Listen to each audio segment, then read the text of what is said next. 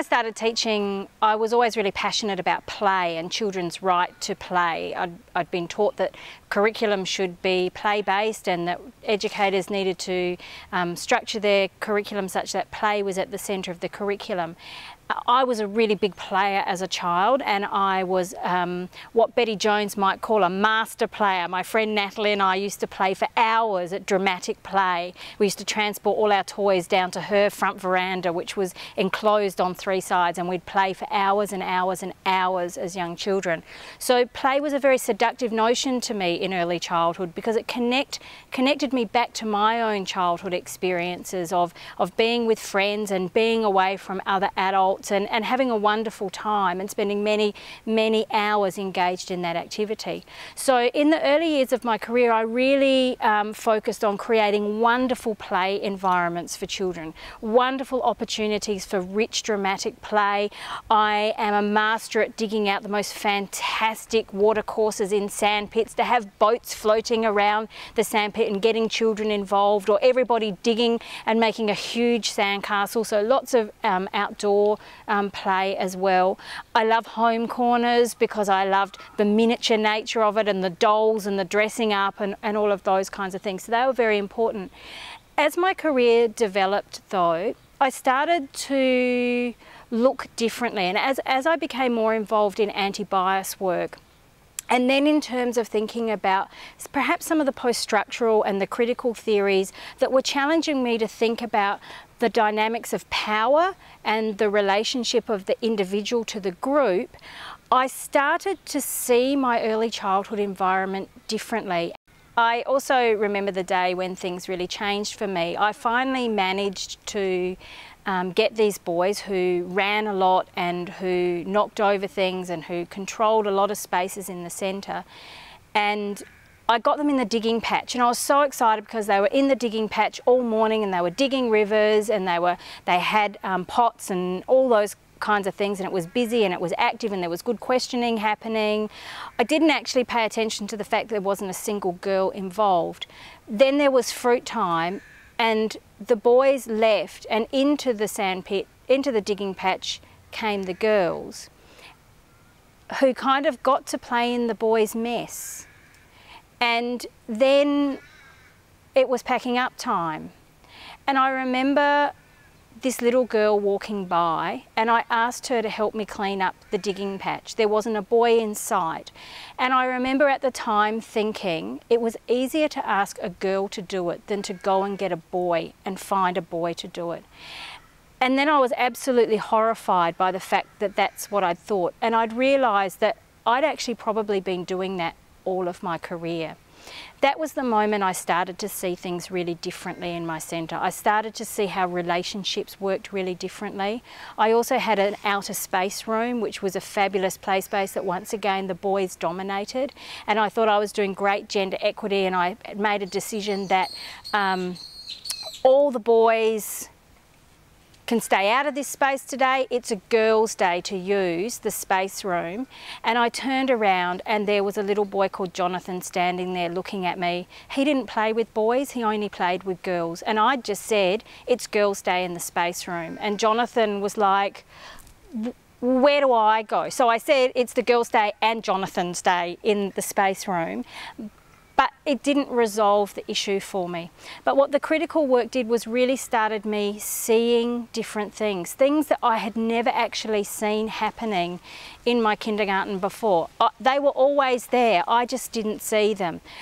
The other one that became really dominant for me was what I call the birthday party curriculum.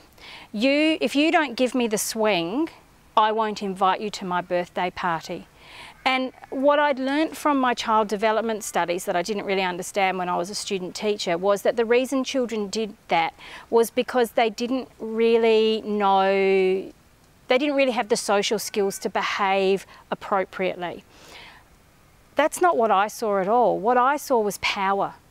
What I saw was children manipulating and controlling other children to get what they wanted.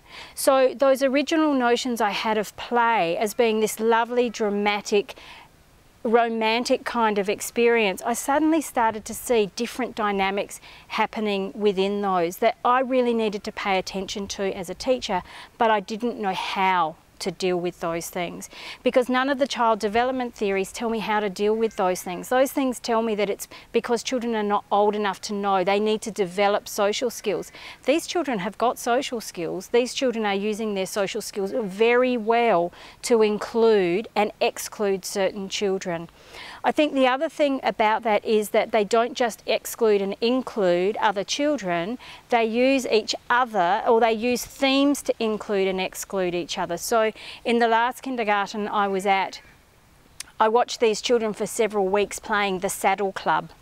And I noticed that everybody in the Saddle Club game wanted to be Stevie. And I didn't know anything about the Saddle Club, but the Saddle Club is, for those people who don't know it, I guess is a television show about these girls who ride horses and they're part of a club.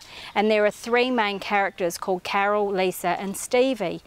And everybody wanted to be Stevie. They used the A-frames. It looked like fantastic dramatic play. They used the A-frames and they were riding on the A-frames and they were playing Saddle Club and everyone was fighting about who was Stevie. And I don't know what made me ask the question one day, because I, by this stage, found out there were three characters called Carol, Lisa and Stevie, but I knew nothing about them. And what I knew was that everybody wanted to be Stevie, but if you didn't get to be Stevie, well, you'd be Lisa. You didn't really want to be Lisa, but you'd take Lisa, but nobody would be Carol. And I don't know why I asked it one day, but I just said, what colour is Carol? And they said, she's brown. And what I realised was there was this whole theme of race running through this dramatic play that looked like wonderful imaginative play. People have said to me, oh, you're imagining things. That's not exclusion, that's not racism. And when I say, well, what would it look like if children were being racist? They say, well, they'd exclude people. And my answer is they did. They excluded Carol. Carol was the brown character, she was excluded. So the anti-bias work combined with the post-structure and the critical theories have really, I guess, made me see a different terrain. When I look at children, I don't see what I saw when I started teaching, and therefore what I need to do with children is not the same as what I did when I started teaching. How I interact, what I'll say to children, what I won't say to children, what I won't allow children to say to each other, that I'll be quite active in stopping, has really changed, because I don't think play is this nice romantic thing. And when I think back to my own childhood now, I can think about the times where I was mean to people that I played with, and that we ran away from people, and that we hid from people, and that people did those things to me and I didn't like it and nobody paid attention to it. I think we have to pay attention to those kinds of things. The Early Years Learning Framework has challenged notions of free or discovery play, because it talks about play-based education, and it talks about connecting play-based education with intentional teaching, with learning and with outcomes. And these are quite different and somewhat unusual for early childhood educators to have a curriculum document talking about intentional teaching, to have a curriculum document talking about learning as well as child development and privileging that. And it's quite unusual to have a document for children from birth to 5 talking about outcomes, and encouraging educators to document children's learning in terms of outcomes. So really the Early Years Learning Framework is challenging traditional notions of play, that is, child-centred and discovery type play. Those notions have been unchallenged in early childhood education for a long time, and Rousseau's ideas about play have influenced how we think about play and what children should do and can do with play. And they continue to do so today. As a romantic naturalist, Rousseau believed that play was a natural thing for children to do, and he advocated freedom and activity, especially in the natural environment. And those ideas have pervaded our thinking about play in early childhood education, and they cause us to think that children should be allowed to play freely and engage in discovery type play. But with the Early Years Learning Framework now putting education and play together, That requires educators to think about play in different ways from just free play or discovery play. So what does play-based education look like, and how might it be different from free play or discovery play that is characteristic of many early childhood settings? And importantly for me, how will this play be equitable? We know from qualitative studies that have been undertaken in early childhood education that play often reproduces the status quo. That is, it reproduces what exists in society in terms of relations of power about race, gender, social, economic and cultural capital, ethnicity, heteronormativity and proficiency with English. So coming back to play, given that the qualitative studies have shown that play can reproduce the status quo, with the early years learning framework challenging notions of free play, how then can educators work with play-based education, particularly if they've been focusing on free play or discovery play in their approaches? One way is to rethink, to challenge what has always been, to rethink some of those ideas that we still hold dear from Rousseau, to challenge the idea that children should have free play opportunities as the total experience for their time in early childhood centres. But to rethink, we need to draw on alternative theoretical perspectives about that enable us to theorise in different ways from what we might theorise if we're using child development theories alone. The early years learning framework highlights the importance of play in early childhood curriculum. Play's always had a very important part in early childhood curriculum. I think what's changed over the years perhaps is the educator's role in children's play. From a developmental perspective, educators would set up the environment, encourage children to play and observe children's learning, but be very reluctant to step in and actually engage in the play with children for fear of taking control of the play or taking over children's learning. The early years learning framework also talks about intentional teaching, so we need to look at how we put those two things together, how we can become engaged in children's play in ways that are very sensitive to and responsive to children's ideas and passions, and scaffold learning in a way that is not taking over children's play, but using their ideas and asking questions and making comments that challenge and provoke children's thinking, so that we can combine those ideas about intentional teaching with play. So intentional teaching is not about transmission of content, educators doing lots of large group experiences. It's about engaging with small groups of children around things that children are interested in and adding particular ideas or asking particular questions or suggesting new resources that might help children to take their learning to another level. She says, play contains your questions, and I must know what questions you are asking before mine will be useful. An idea must find the rhythm of the group to be fully communicated. We speak of surprises, seldom of certainties. We want to talk about what we don't understand and what has not worked out according to expectations. And again, there are words and actions already known, but in the shared space become the language of social connection, of reaching out, touching and being touched. And in relation to Jason regularly proves to me that children adapt best to school through the culture they themselves invent. Jason is not a slow learner. He is a cautious researcher. So what does it take for early childhood educators to change practices and incorporate intentional teaching and outcomes into their daily work?